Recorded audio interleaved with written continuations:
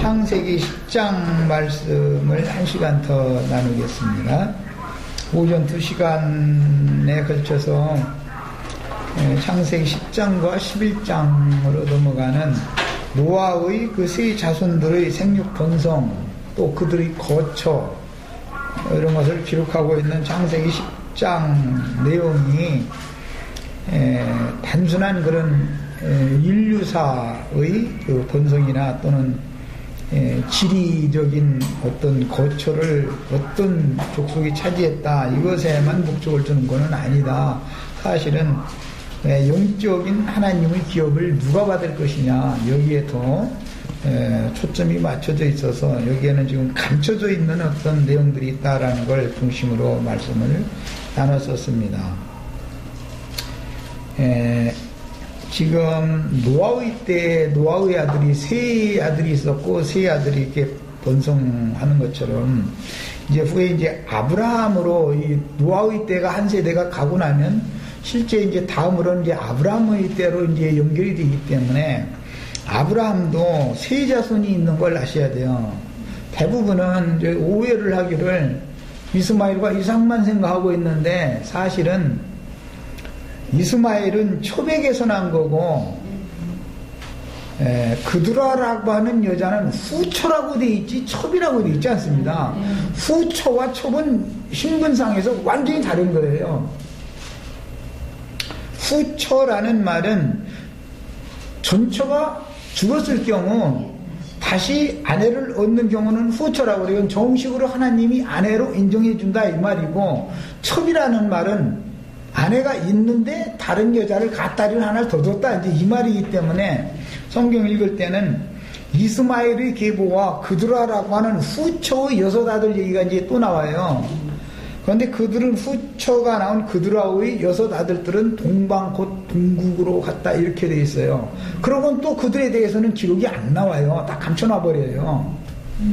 그런데 이제 욥기나 이런 데 보면 욥과 욥의 친구들이 동방 사람들이죠. 동국 사람들이죠. 그러니까 그때 당시 동국 사람들, 동방 사람들이 하나님을 몰랐고 안 믿은 게 아니었다는 걸 알 수 있는 거예요. 그 아브라함과 같은 세대 사람이 욥과 그 친구들이거든요. 그래서 우리는 감춰진 어떤 말씀이 성경에 있는데, 신약교회는, 구약교회는 사라로 상징되어지는 본처라면 신약교회는 후처단 말이에요. 하나님의 관점에서 보면은 성경이 말하고자 하는 의중을 우리는 정확하게 알아야 돼요. 그래서 구약의 구약 성경에서는 후초의 자손들인 그두라의 후손들은 동방 동국으로 재물을 줘서 보냈다, 이렇게만 돼 있지, 그 사람들이 뭐 아브라함의 사라의 장막에 들어왔다라더니 뭐 이런 말이 없어요. 그러나 그들은 구약 전기간 동안은 하나님의 관심에서는 버려진 자들이었던 것이죠. 그두라의 후손들은. 그러나 이들이 오히려 더 그들 중에서 하늘에 간직한 기업을 상속받는 내용을 성경이 암암리에 감춰두고 있다라는 것이 이게 비밀이다. 이게 족보를 하는 게 이렇게 중요한 거다라는 거예요. 네. 성경을 읽을 때는 성경이 말하고자 하는 의도를 알아야 돼요. 육적 장자권자와 그 다음에 첩자식들 이제 있고, 영적 장자권자들은 육적 장자권자들이 기득권을 갖고 있는 동안은 하나님이 볼 때는 버린 자들이 되는 거예요. 그 이제 신약에 와서 육적 기득권을 가지고 있던 아브라함의 자손들인 유대교 지도자들이 주님 앞에 버림을 받으니까 그들에게 4000년 동안 율법에 따라서 버림받은 걸로 취급되어졌던 세리와 창기와 모든 죄인들이 오히려 예수 안으로 구원을 받는 이야기는, 이건 성경이라는 거 이처럼 앞뒤가 딱 맞도록, 이게 그냥 성경이니까 하나님 말씀이니까 이렇게 해놨는데, 이것을 사람들이 족보 이야기를 읽을 때 이런 것을 찾아내지를 못하는 거죠 지금. 그리고 이제 나처럼 이런 것을 증거를 하고 그러면은 그들이 그냥 이 세상 교회 사람들은, 로마교 사람들은 뭔 소리인지 말이에요. 그냥 이상한 얘기한다고 생각하는 거예요. 왜 그러느냐? 하나님의 마음에 감춰는 비밀을 성경을 통해서 다 계시로 받아야 되는 건데 그들은 그건 관심이 없는 거예요. 그들은 성경을 보면 그냥 땅에서 막 뭐 잘 되고 막 부자 돼서 뭐 한 다음에 죽으면 천당 가고 막 이런 식이거든 이게. 이거는 성경이 말하는 본래의 그 하나님의 영원한 기업을 누가 차지할 거냐? 영적 기업은 누가 차지하고 이 지상세계가 계속 되는 동안 이 지상세계 땅에서는 장자권을 누가 차지하고 이 너머의 세계 영원한 세계에 가서는 정말로 참 기업은 누가 받을 거냐 이제 이것이 성경 이야기의 핵심인데 이런 것은 관심 자체가 없는 거죠 지금. 그러니까 창세기 10장 이런 말씀을 나눌 때 나처럼 이렇게 증거를 하면은 이해가 안 되는 거예요. 이 세상 교회 사람들의 관념으로는 이게 무슨 소리인지 어떻게 알아듣겠어요. 예, 우리 영계 자매님들은 이런 말씀을 통해서 이런 모든 성경이 말하고자 하는 의도를 정확하게 깨달아서 하늘에 간직한 영원한 기업을 받을 사람들은 후초의 수생 노아의 때에는 욕단의 13아들들이 동방으로 갔단 말이에요. 그런데 그걸 딱 그냥 거기까지만 해놔도 그냥 딱 놔둬버려요. 아브라함 시대 때, 이삭 시대 때 이야기를 하는 것도 아브라함에게는 후처가 있었다. 갑작스럽게 그 얘기가 창세기 25장인가요? 거기 가면 그 얘기가 살짝 나오는 거예요. 그리고는 아들들이 6을 뒀는데 아브라함이 재물 줘가지고서 동방 동국으로 다 갔다. 이래놓고서는 그 다음에는 얘기가 없어요. 그리고 이제 욥기 이제 여기에서 동방 사람 중에 욥과 친구들이 있었다. 그들도 아브라함 자손이 아닌데 다 하나님 믿고 여호와를 믿는 사람들 얘기잖아요. 그런 게 다 감춰져 있는 거다는 거예요. 우리는 이 성경을 읽을 때는 계속 강조하지만 족보 이야기를 모르면 성경을 모르는 사람이다. 이 사람은 사실은. 족보 이야기는 그들이 세상 교회 사람들은 재미가 없거든. 누가 누구를 낳고 누가 누구를 낳고 뭐 이렇게만 계속 하다 그냥 쭉 넘어가면은 머리 아프니까 그 부분은 뭐 다 아는 것처럼 쭉 넘어가게 말이지. 그 부분을 자세히 나처럼 읽어가면서 왜 이것은 이렇게 기록을 했지? 왜 이것은 이렇게 됐지? 이것을 자꾸 주님 앞에 물어보고 이렇게 하는 게 세밀하게 읽어야 돼요. 족보가 제일 중요하니까 그러는 거. 왜냐하면 하나님 나라를 유업으로 받을 사람이 누구냐라는 것은 족보에서 나오는 거잖아 지금. 우리는 그러니까 성경을 그런 관점으로 읽어야 되겠다. 그 다음에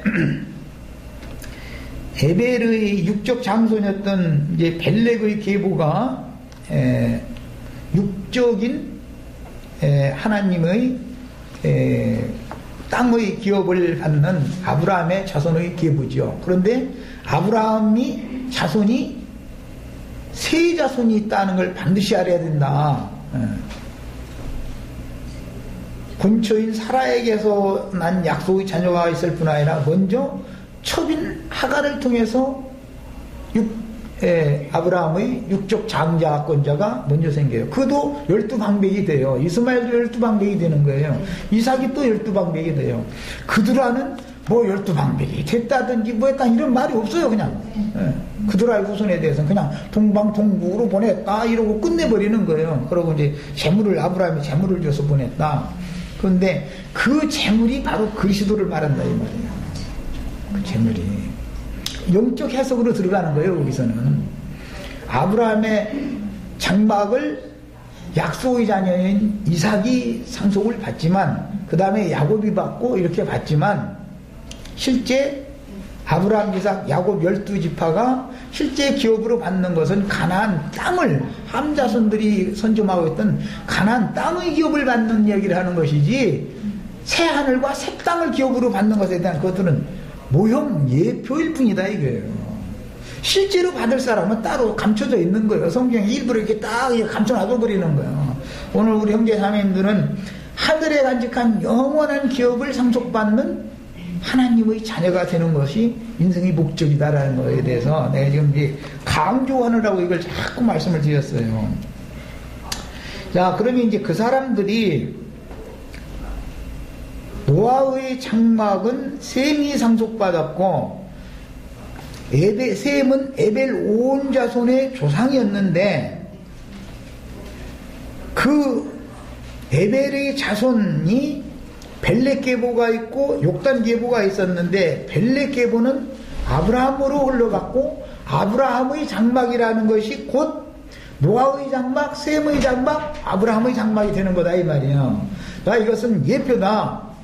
이스라엘 12지파가 아브라함, 이삭, 야곱의 하나님인 이스라엘 12지파의 하나님은 아브라함의 육적 자손들을 양육해가지고 가나안 땅으로 들어가게 해서 이제 가나안 땅에 시온산 위에 예루살렘 성을 건축하고 그곳에 성전과 왕궁을 세우는 것이 구약성경의 역사예요.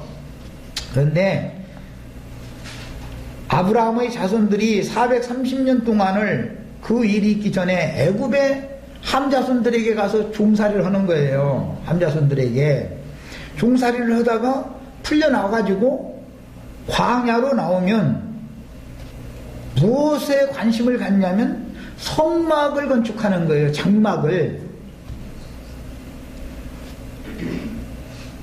노아의 장막, 셈의 장막, 아브라함의 장막이 이삭의 장막이 되고 야곱의 장막이 되고 12지파의 장막으로 갈 때는 하나님의 성막이단 말이에요. 성막에 모여서 하나님을 예배하는 거예요. 이게 이제 출애굽기로 창세기 끝나서 출애굽기로 건너간 데까지 지금 내가 얘기를 했어요. 성막이라는 것이 노아의 장막이다 이거예요. 기업이다 이 말이에요. 성막이. 그 성막에 계신 하나님이 이스라엘 자손들의 기업이다 이제 이 말이에요. 그런데 가나안 땅에 들어가는 목적도 출애굽을 하는 목적은 광야로 하울길쯤을 가서 성막을 세우고 성막 앞에 모여서 하나님을 예배하는 것이 목적이었죠. 아버지 집에 들어가서 아버지를 찬양하고 예배하는 것이 인생의 목적이다 이 말이에요. 자, 그런데 그 아버지 집에 대한 이상, 즉 노아의 장막, 셈의 장막, 아브라함의 장막, 이삭의 장막, 야곱의 장막으로 이어지고 이스라엘 12지파가 하나님 앞에서 모이는 장막이라는 것은 성막, 하나님과 함께 모여야 되니까 성막이라고 그래요. 거룩한 장막이다 이 말이죠. 그런데 가나안 땅에 들어가서 전쟁이 끝나면 다윗이 준비하고 솔로몬이 건축한 성전에 모여서 하나님을 경배하는 율법 신앙생활을 계속 하는 거예요. 그런데 아브라함의 육적 자손들이 이와 같이 광야에서도 가나안 땅에서도 율법적인 성전에 모여서 율법 신앙생활을 계속해요. 하나님이 율법적인 사람이 손으로 지은 성전에 모여서 종교의식을 행하는 예배를 하는 것을 목적으로 했다면 예루살렘 성이 무너져도 안 되는 것이고 성전이 불타면 절대 안 되는 거예요. 그럼 있을 수 없는 일이죠. 그게 하나님의 고천대국이가.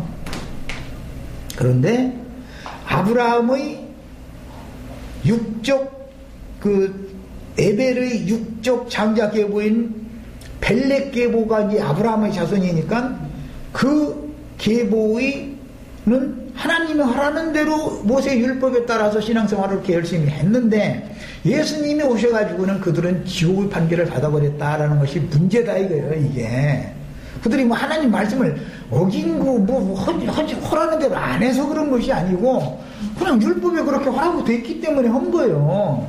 그런데 그들은 지옥 자식이 되어져 버리고 왜? 마귀에게 보내진 거잖아요. 지옥 판결을 받아버렸으니까. 그러고 성경에 감춰져 있던 욕단의 후예들, 그드라의 후예들이 감춰져 있다가 이들이 신약성경에 드러나기 시작을 해가지고 계시록에 가서는 하나님의 장막 곧 하늘에 거하는 자들이 거룩한 성에 들어가는 권세를 얻게 되는 것이 비밀이다 말이야. 이건 성경을 전권을 다 꿰뚫을 줄 알아야 돼요. 그러면 그 하나님의 장막, 노아의 장막, 셈의 장막, 아브라함, 이삭, 야곱의 장막이라고 하는 것, 광야의 성막이나 솔로몬 성전이라고 하는 것이 뭘 말한 거냐면 예수 그리스도를 말한 거다 이 말이에요. 계속해서 예수 그리스도를 영원한 기업으로 받을 사람은 따로 있다 이 말이에요 지금. 예. 오늘날 로마교인들이나 개신교 사람들이 우리가 예수 그리스도를 믿지 않느냐고, 우리 영원한 기업이라고 다 말하지 않는 사람들이 없어요. 그런데 예수님 오셔가지고 우리가 다 아브라함의 자손이라고 하는데도 나도 그걸 아는데 너희는 마귀 자식이다, 너희들은 마귀다, 딱 이래가면서 예수님이 궁극적으로는 그들의 신전, 하나님의 영원한 기업으로 철석같이 믿고 있었던 신전을 다 무너뜨려 버리는 거예요. 그러고서는 하늘에 기록한 장자들의 교회를 새로 세우는 이야기라는 것이 비밀이다. 이제 결론적인 얘기를 이제 거기까지 간 거예요. 이제 결론이다. 그래서 기독교계 사람들이 땅에서 우리가 전도를 많이 해서, 전도 많이 한다는 건 육신적으로 생육하고 번성해서 많은 넓은 땅을 차지한 거잖아요. 거쳐도 넓고 이제 그런 것이. 그러면서 그 사람들은 막 그 선지자들이 말씀을 인용해가지고 참 입을 넓게 벌려라, 크게 벌려라, 그러면 막 내가 재우리라 막 이러면서 참 욕심껏 그렇게 했는데 육신적으로는 그게 그들에게 응했어요. 땅에서 그렇게 모든 것이 이루어진 것은 그게 도리어 아까 이제 그 말밀 부분에 아프리카 지역이나 중동 지역에는 석유가 많이 나온다. 그런데 그게 외적으로 보면은 복이지만 그것이 저주가 됐다. 그걸 알아야 된다 이거예요. 네. 다윗이 준비하고 솔로몬이 건축한 성전에 모여서 하나님을 경배하는 율법 신앙 생활은 훗날 이스라엘 나라가 남북으로 이제 찢어지게 되고 사마리아를 도읍으로 정했던 북왕국은 뭐 베델과 단에 큰 산당도 지어놓고 여러 곳에 이제 산당들, 산마다 이제 큰 산, 작은 산마다 이제 산당들을 짓죠. 남왕국의 예루살렘 성전은 함 자손의 거처였던 아수르와 바벨론에 의해서, 북왕국의 산당들은 아수르에 의해서, 아수르도 함 자손들이죠. 바벨도 함 자손들이 거처잖아요. 함 자손들에 의해서 멸망당해 버린다 이거예요. 다 무너져 버려요. 그러면 아까 오전 시간에 육신적으로 보면 아프리카 주민들이, 그 아프리카계 사람들이 함 자손이지만 그것은 인류사로 보는, 지리학적으로 보는 관점일 뿐이고 영적으로는 로마교를 상징한다 이거예요. 이게 육에 속한 사람들이다. 완전히 성령은 없고 육신에만 있는 육신적인 신자들이다 이거예요. 이것은 뭐 유다서 같은 데서는 가인의 길을 행하는 자들이다 뭐 이제 이랬고 뭐 했는데, 그런 사람들이 그야말로 입을 뭐 크게 벌려서 뭐 다 채워져서 그런지 몰라도 전 세계가 지금 다 이게 세력을 크게 떨치고 있지만 하나님이 보실 때는 그게 다 저주의 자식들이다 이거예요. 하나님의 자녀들이 아니고. 그 다음에 거기서 이게 잘못됐다 해가지고 개혁을 해가지고 나온 개신교 사람들은 그게 틀렸다고 해가면서 그걸 또 그대로 또 그 교리를 받아들여. 한쪽엔 틀렸다고 해. 이러면서 다 위의 것을 추구해야 된다고 가르쳐요. 세상 살아가지 말라고 이렇게 가르치고. 그런데 실제로 설교를 실제 구체적으로 그런 데 들어가서 보면 결론을 내릴 때는 모든 사람들 잘 나가다가 결론은 세상에서 복받아 부자되고 잘 되라, 이제 육신적으로 병 고쳐라, 다 이렇게 해버리는 거예요. 그러면 양다리를 자연히 신자들이 걸치게 되고 신자들의 신앙이 혼란스럽다 이거예요. 그래서 개혁을 또 한 것이 형제회물이고 청교도라고 그러는데, 이 사람들은 반드시 거듭나야 된다는 것을 강조하거든요. 아주 형제회같이 강조한 데가 없어요. 거듭나야 된다, 위로부터 나야 된다. 구속받지 않은 사람은 그것은 하나님의 나라 백성이 아니다, 이제 이런 것은 너무 잘하고 있어요. 그런데 위로부터 났으면 그 집에 자기 난 곳에 있어야 되는데, 형제 사람들도 위로부터 나야 되는 공제 초보의 돈은 굉장히 잘 가르쳐놓고 나서는 우리가 지금 땅에 있고 이제 주님이, 예수님이 어느 날 이제 공중 구름 타고 이렇게 내려와가지고 우리 이제 쉬고 이렇게 딱 공중 구름으로 끌어올려 간다. 뭐, 또 이렇게 해버리는 거예요. 자기가 태어난 집에서 지금 그 집에서 태어났으면 그 집에 있어야지. 왜 그 집에서 태어났다가 땅바닥으로 쫓겨나가지고 이러고서 그 집에 들어갈 것을 또 기다리는 건 뭐냐 이 말이에요. 이게 참 이 말 알아듣기가 참 어렵지요. 땅의 흙에서 취함을 받았으면 당연히 땅에 사는 자는 아래 것을 알아보고 아래를 추구하게 돼 있는 거지만 위에서 났으면 당연히 위에 있는 사람인 것이지 다음에는 거기 갈 거고 지금은 여기 땅에 있다 이런 생각을 갖고 있고 무슨 휴거니 뭐 예수님이 구름 타고 막 올 때 막 이렇게 막 뿅 휴거되고 뭐 이런 얘기 여기 나오면 이게 그런 면에서는 로마교 사람이나 개신교 사람이나 청교도들이나 똑같다 이들 신앙이 그게 그거 아니냐 말이요.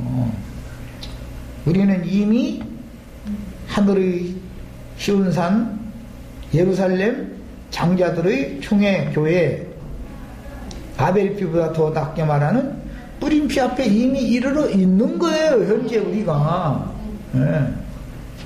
이 사람들은 그런데 감춰졌다는 거예요. 이게 이 사람들이 빛의 처소에 사는 사람들이다 이거예요. 사실은 육신으로 사는 동안은 그걸 몰랐으니까 그랬지만 실제로 참빛이라는 건 그리스도 안에 있는 사람들을 말하는 거니까 동방동북으로 자꾸 간다라는 것은 빛을 찾아가는 것을 말하는 거거든요. 그런데 이제 지리학적으로 보면은 욕단의 후예들이 저 한반도까지 왔으면 더 이상 안 가야 되는데 저기 막 이렇게 막 만주 쪽으로 해서 어디요 시베리아 저쪽 베링해 있는 거기 건너서 알래스카 건너서 이러가지고 그냥 막 미주까지 이렇게 그게 우리나라가 지리상으로 볼 때만 극동에 있는 나라지만 사실은 계속 동쪽으로 가면 서양하고 맞닿던 거 아니요. 사실은. 그래서 다시 서양으로 가버렸어 이게 이렇게. 이것은 지금은 둥글다라는 걸 그대로 보여주는 거죠. 지리학적으로도.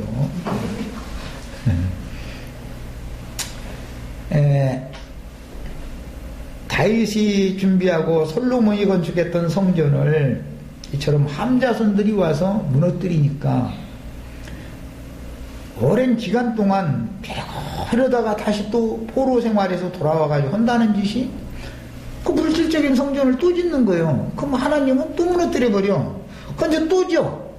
근데 하나님이 로마를 통해서 마지막으로 또 무너뜨렸다 이거예요. 솔로몬 성전을 바벨론이 무너뜨렸는데 스룹바벨 성전을 또 지니까 안티오쿠스 에피파네스가 또 무너뜨렸어요. 그러고 무너뜨리니까 또 그 사람들은 헤롯 성전을 다시 지어. 그냥 예수님이 오셔가지고 로마를 보내서 또 무너뜨려버려. 그리고서는 지금까지 사람의 손으로 지은 성전이 건축이 되지 못하고 있는 중에 있어요. 이 말은 하나님하고 그만 싸우자 이 말이에요. 하나님 말씀에 왜 쓸데없는 짓 그만해라 이 말이에요. 그런데 로마교나 개신교는 유대인들의 율법신앙을 본받기 때문에 5명만 모이면 건축헌금이에요. 우리 지금 굶어도 건축헌금은 내야 돼. 왜? 하나님을 예배하는 장소가 있어야 되니까. 그런데 예수님이 오셔가지고 너희는 다 내 안으로 와서 내가 하나님을 경배하는 완전한 처소다. 이 처소는 누구도 허물을 수 없는 거다. 자꾸 이 얘기를 하는 거예요 지금. 그런데 이게 하늘에 거하는 자들의 영원한 참 장막이다. 히브리서에서는 참 장막이다. 하늘에 있는 참 장막이다. 더 크고 온전한 참 장막이다 이랬어요.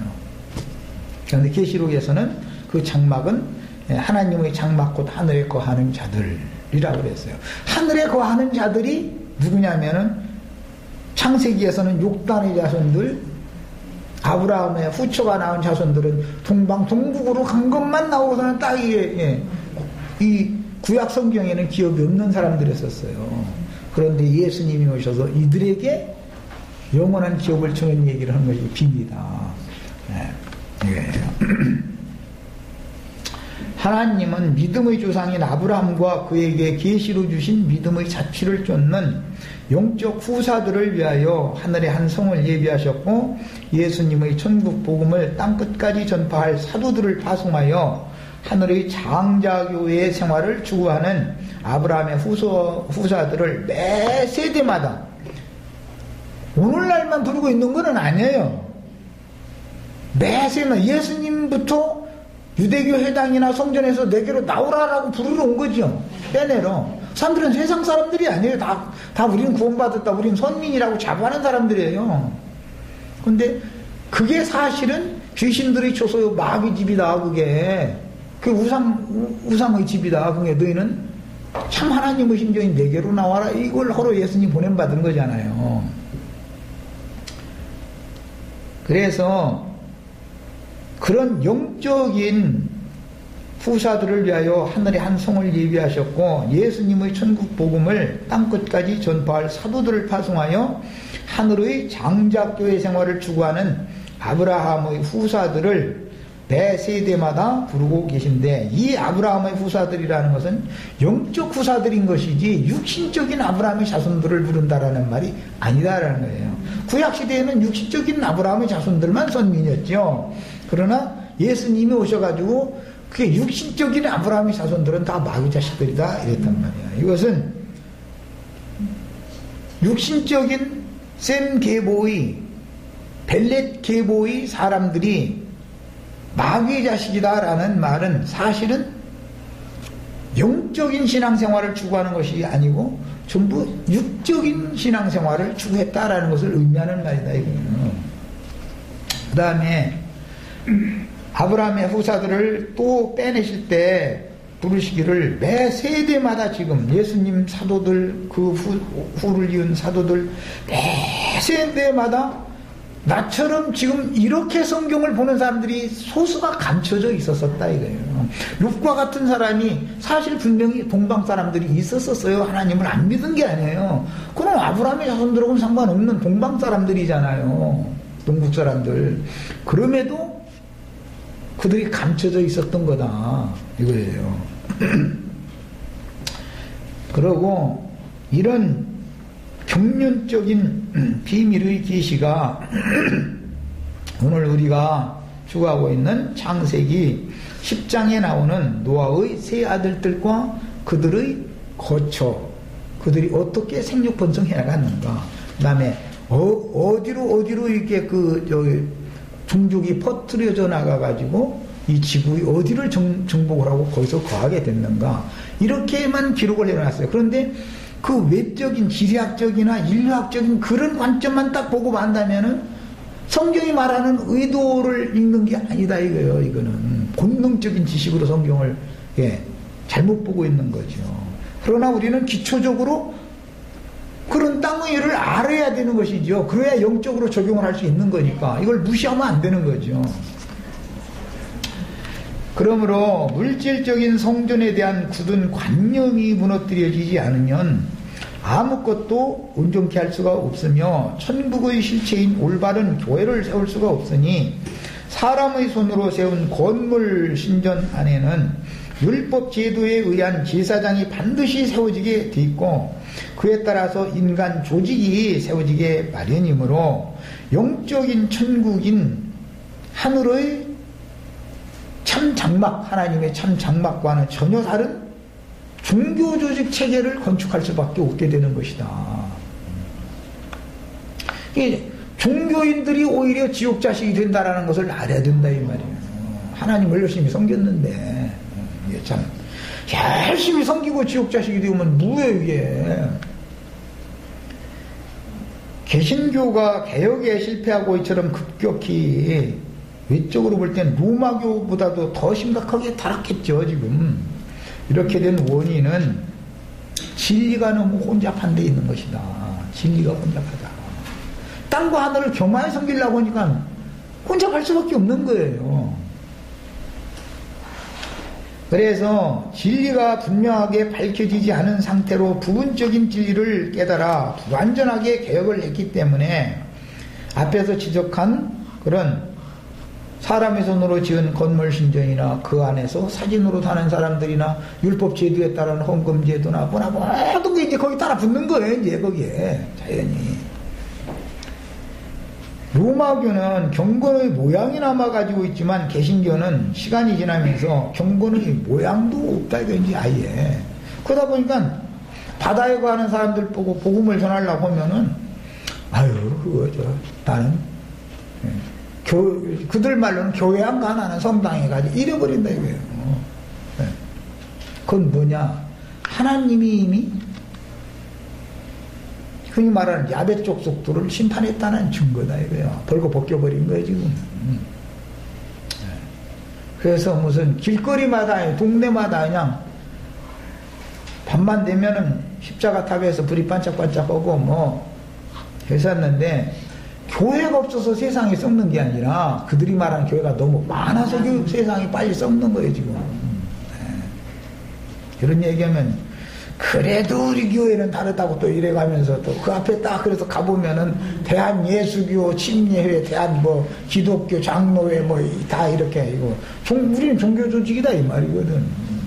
간판을 딱 그렇게 붙여놓고 있잖아. 그러면 내가 지금 하는 말이 자기네들 미워서 쳐서는 말이 아니라 나는 진리를 증거해 주느라 그래. 여러분은 함자손만 망한다고 생각하고 있지만 야벳자손도 결국은 망하는 거다 말이에요. 셈자손이라 할지라도 망하는 거다. 누가 셈자손 중에 누가 지옥을 상속받느냐라는 것을 찾아내라 난 자꾸 얘기하려고 그러는 거예요. 그 다음에 이 모든 것이 주님의 우주적인 경영에 따른 것이고 우리는 진리를 바르게 깨달아서 하나님께서 심판하실 로마교뿐 아니라 기독교계를 하나님이 너무나 밝히 진단하신 내용이 계시록 2장 3장에 나와 있어요. 일곱 교회의 상황을 아주 진단을 그냥 정확하게 하고서는 사실들을 다 드러냈어요. 그리고 나서는 내 백성이라 이제 거기서 나와라 이런단 말이에요. 그러면은 이게 무엇인지를 알아야 되고, 그러면 하나님의 백성들이 그 아시아에 있는 일곱 교회들 중에서 어디에서 생활하고 있다가 나오면 어디로 갈 데가 있어야 될 거 아니에요. 어디로.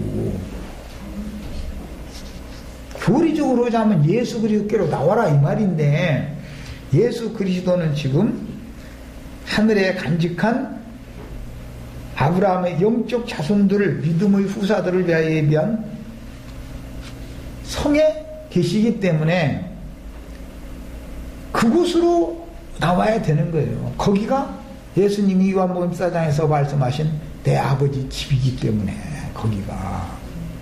그것을 완성적으로 거룩한 성 새 예루살렘에 들어가기 바로 직전에는 모든 영혼들은 세속 교계에서는 나와가지고 하늘의 쉬운 산에 올라가서 거기에서 마지막 양육을 받고서 모든 비밀의 계시들을 다 깨달아야 된다 이거예요. 그래서 모든 질 가운데 인도를 받아야 돼. 지금 이 수원교회에서 지금 말씀 나누고 있는 것처럼 일곱 날의 빛과 같이 완전한 생명의 빛이 충만해야 돼요. 어둠이나 그림자나 이게 싹 제거돼야 된다 이 말이에요.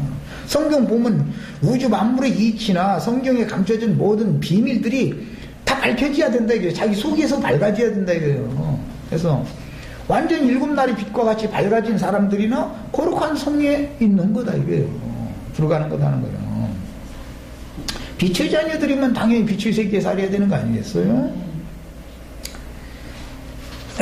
그래서 이 시대에는 꼭 우리만이 아니고 이런 비밀의 계시가 매 세대에게 증거됐어요. 예수님이 증거했고, 첫 번째 인을 떼고 첫 번째 나팔 불어서 증거했고, 사도들이 또 이런 걸 계시를 해서 증거했고, 그 다음, 그런데 그 말을 알아듣고 정말로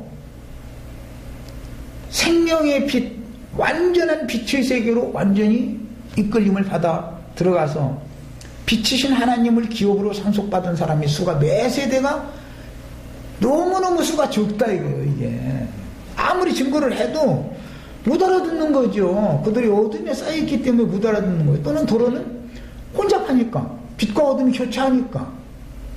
지금 수원교회 그 말씀 나누고 있는데 완전히 일곱째 날로 가서 완전히 그냥 일곱 날이 빛으로 충만한 상태로 가야 되는데, 둘째 날에 있는 사람 거기가 지가 제일 잘났대. 아주 셋째 날 왔으면 지가 제일 날랐고, 아주 넷째 날까지 왔으면 할렐루야 아멘이고, 뭐 다섯째 날 가면 이것은 너희는 아무것도 아니다고 막 우리는 유기를 비춰왔다고 이제 또 이러면서 당신들이 알면 뭐하는데 이러고 교만해지려고 그러고 이런다 이거요.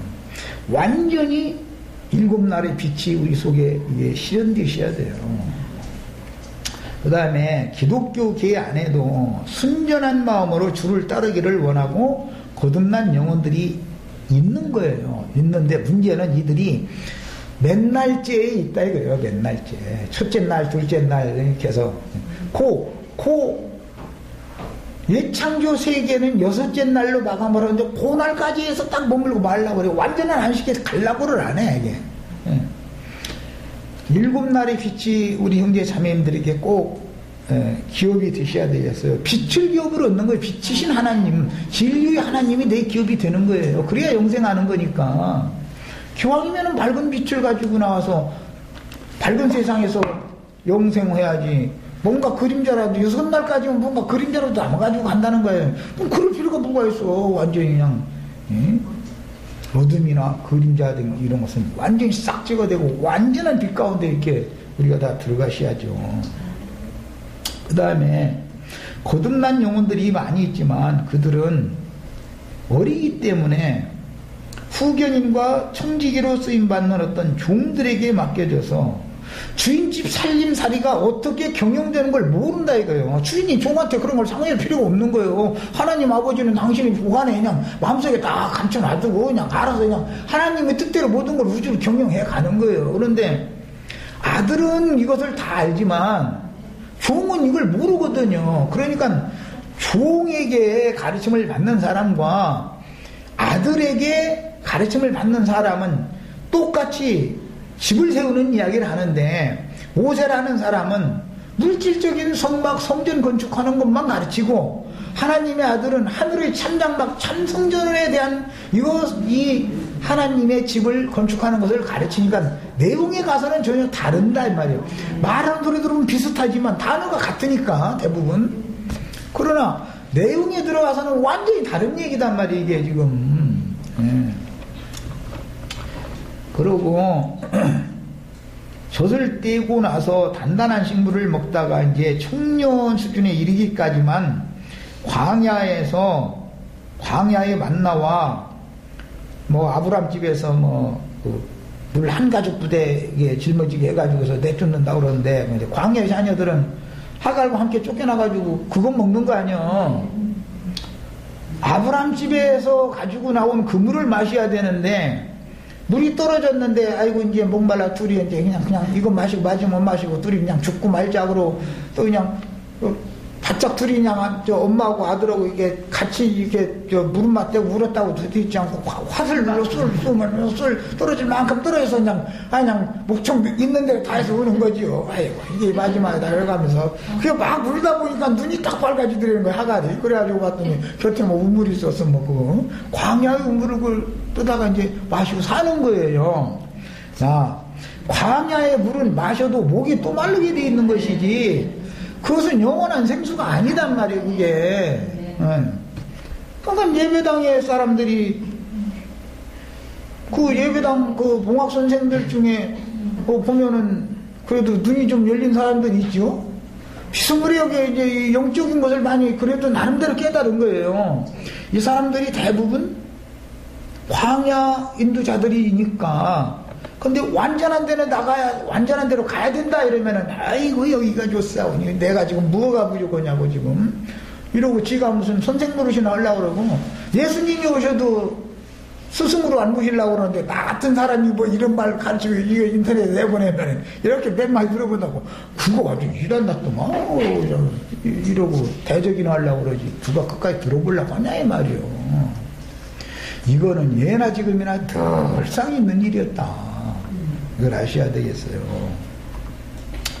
신앙이란 애국의 선민들로 상징되어지는 육적인 신앙생활이 있고 거듭난 이후 시내산에 이르러서 율법 말씀을 받아가지고 육체로 실행하는 광야의 혼적인 신앙생활이 있고 요단강을 건너서 할례를 받고 영적 전쟁에 투입된 하나님의 군대가 되는 영적 신앙생활이 다르다.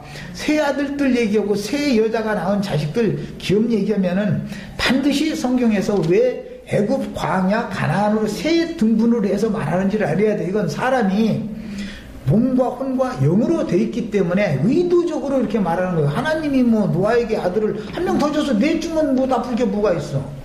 그런데 왜 셋만 나?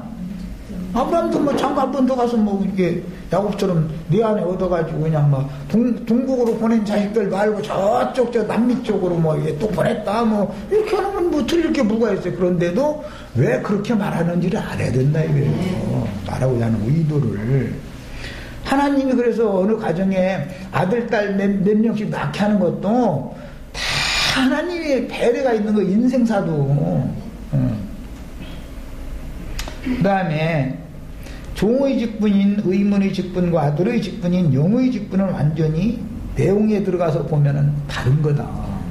그리고 종들에게 가르침을 받아서 초보적인 의문의 교리들을 배우는 것과 그 체계에서 나와서 아들에게 영적인 가르침을 받아서 더 완전한 데 나아가는 것은 다른 거다. 그래서 모세는 종의 직분을 행하고 예수님은 아들의 직분을 행했어요. 그런데 예수님만 아들의 직분을 행했다 이래버리면은 이게 얘기가 안 되는 거죠. 그 뒤로도 아들들은 하나님의 예수님 맏아들이니까 하나님의 아들들이 계속 있어 왔죠. 아들에게 가르침을 받아야 되는 거예요. 그래야 상속자인 거예요, 그게. 예. 그런데 계속해서 종한테 가서, 이제 그 사람들은 또 좋아하죠. 종이라 소리를 들으면 아주 굉장히 좋아하죠. 아주. 주의의 종, 우리 종님을 섬겨야 된다고 막, 종님한테 잘해주는 것이 하나님한테 잘하는 거라고 막, 이렇게까지 가버리죠. 왜 종놈을 섬겨, 주인이면? 주인의 자녀일 것 같으면 종놈을 왜 섬기냐고. 종놈이 자기를 섬겨줘야지. 그게 말이 되는 소리요. 기본 개념이 벌써 잘못되어 있는 건데. 그래서 하나님의 아들 얘기할 때 참아들 얘기가 나왔고 참제자 얘기가 그래서 나온 거예요. 그 다음에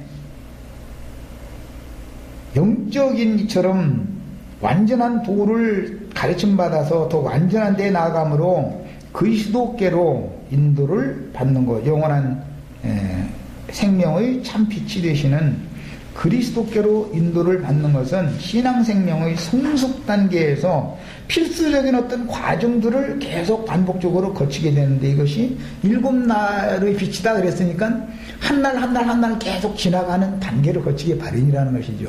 문제는 어느 날에서 멈추려고 하는 것이 사람의 특징이에요. 이게. 사람이라는 것은 다 어디 중간에 머무르기를 좋아해. 중학교 나왔으면 고등학교는 당연히 가야 되는데 아유 중학교만 나오면 됐지 뭐 우리 어머니 힘들고 고생해서 왔는데 내가 공장에서 돈 벌을게. 아이 지가 지금 돈 버는 것은 다음에 성인이 된다는 일이고 저는 지금 공부할 때지 돈 벌 때가 아니잖아. 그런데 지가 공장 가서 돈 번다는 거예요. 공부나 하라고만 막 싫다고 그러고 이래서는 안 되는 거죠. 끝까지 가야지. 끝까지. 그 다음에 의문의 직분은 광야의 직분이며 광야의 만나나 광야의 음료라는 것은 완전하고 영원한 것이 아니다. 그것은 상징이지요.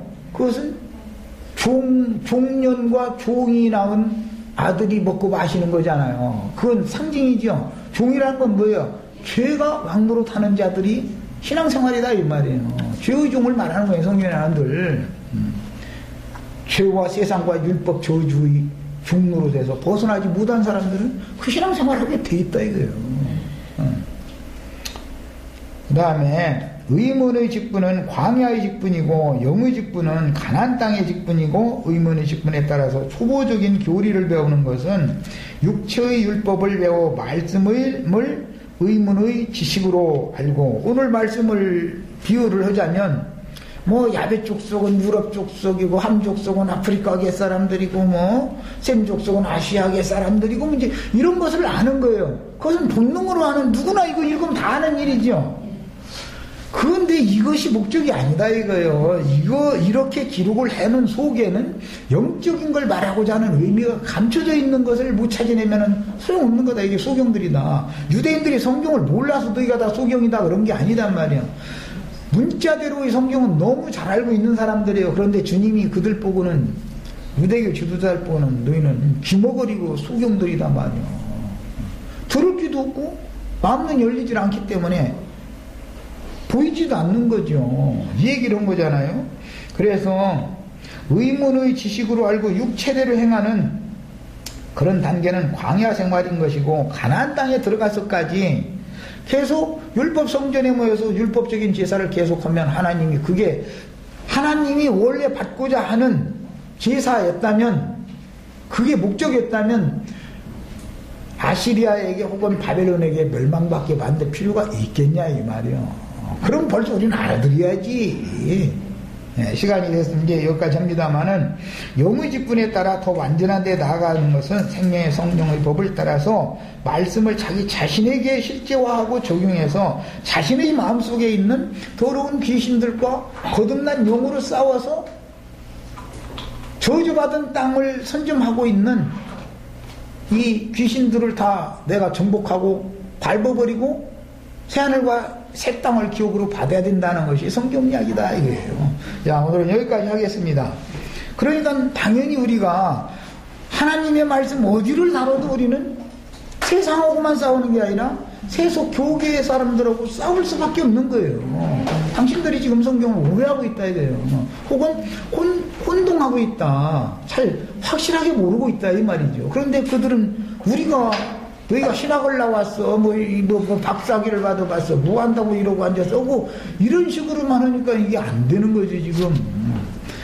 자, 여기까지 하고 마칩니다. 기도하고 마칩니다. 사랑하시는 주님, 오늘 창세기 10장에서 노아의 세 아들들이 어떤 땅을 기업으로 받아서 어떻게 번성하고 생육해서 땅의 기업을 어떻게 받았는지 이걸 살펴봤습니다. 이 말씀 속에 하늘의 기업을, 새하늘과 새 땅을 영원한 기업으로 주고자 하는 하나님의 그 계획이 여기에 암시되어 있고 감춰져 있다라고 하는 이런 사실을 같이 상고했습니다. 인류사나 지구 과학사나 이런 것들은 하나의 영적 진리의 세계를 깨닫는 하나의 기초가 되는 것일 뿐이고, 거기에 멈추지를 말고 이 말씀들 속에 감춰져 있는 하나님의 마음을 다 우리가 알아서 하나님의 아들 예수 그리스도, 생명의 빛, 영생이신 그리스도를 우리 영원한 기업으로 삼아서 또 우리 영원한 거처 장막으로 삼아서 그 안에 들어간 축복을 인물에게 주시길 주의 이름으로 기도합니다. 아멘. 아멘.